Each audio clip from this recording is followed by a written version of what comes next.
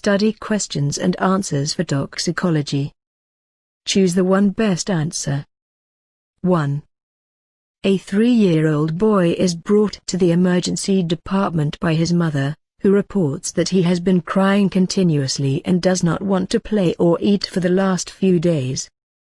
She also states that he has not had regular bowel movements, with mostly constipation and occasional diarrhea, and frequently complains of abdominal pain. The child now has an altered level of consciousness, is difficult to arouse, and begins to seize. The clinician rules out infection and other medical causes. Upon questioning, the mother states that the house is in an older neighborhood, that her house has not been remodeled or repainted since the 1940s, and that the paint is chipping around the windows and doors. The child is otherwise breathing on his own and urinating normally. Which toxin would you expect to be producing such severe effects in this child? A. Iron. B. Lead. C. Carbon monoxide. D. Cyanide. E. Ethylene glycol. Correct answer equals B. Lead poisoning is common among children in older homes painted before lead was removed from paint. Paint chips with lead are easily ingested by toddlers, and excessively high lead levels can lead to the signs and symptoms described plus clumsiness, confusion, headaches, coma, constipation, intestinal spasms, and anemia. Death is rare when chelation therapy is instituted. Iron can produce abdominal pain, but more often would cause diarrhea, vomiting, and volume loss. If he had cyanide poisoning, death would have occurred quickly following respiratory arrest of oxidative phosphorylation and production of adenosine triphosphate, but this child has been exhibiting symptoms over several days.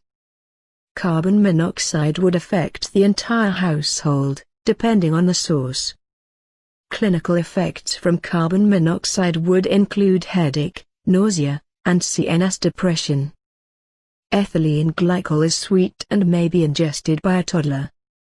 The presentation of ethylene glycol toxicity would include initial appearance of intoxication, which was not mentioned. 2. A 41-year-old male pocket watchmaker presents to the emergency department after he was found unconscious on the floor of the shop by a co-worker.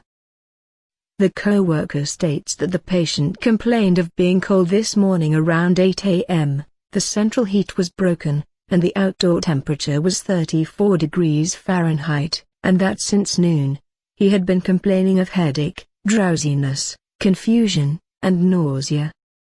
The clinician notices that he has cherry red skin. What is the most likely toxin causing his signs and symptoms? A. Ethylene glycol. B. Cyanide. C. Acetaminophen. D. Carbon monoxide. E. Methanol. Correct answer equals D.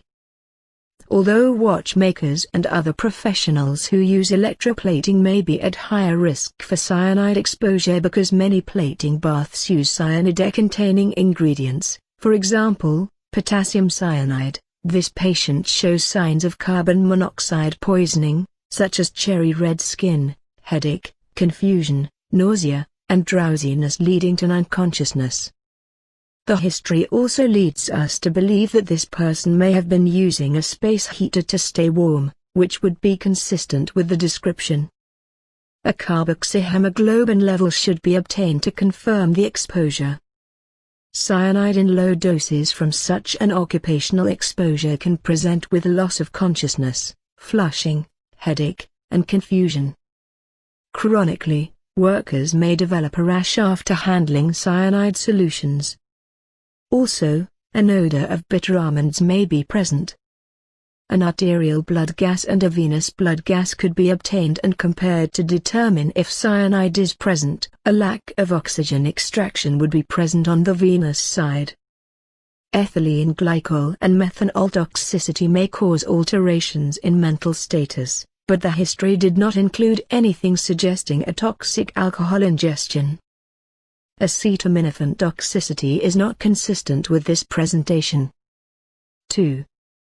A 50-year-old migrant worker comes to the emergency department from the field he was working in and complains of diarrhea, tearing, nausea and vomiting, and sweating.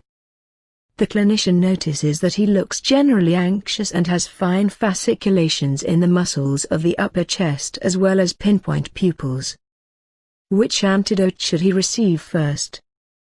A. N-acetylcysteine. B. Sodium nitrite. C. Diferoxamine. D. Atropine. E. Fomepizole. Correct answer equals D. Atropine is appropriate for this patient, who has symptoms consistent with organophosphate.